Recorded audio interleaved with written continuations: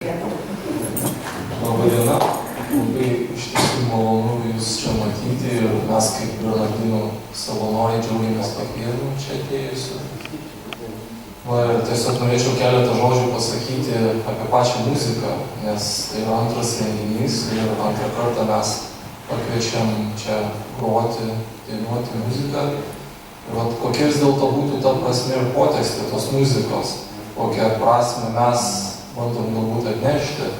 Tai muzika yra naudojama įvairiomis paskirtimis, esu kažkur skaitęs net 15 paskirčių, kam galima būtų pritaikyti muziką, bet ir kelios iš jų tokios pačios, galbūt svarbiausios mano akimis, tai poilsis, džiaugsmas ir įkvėpimas.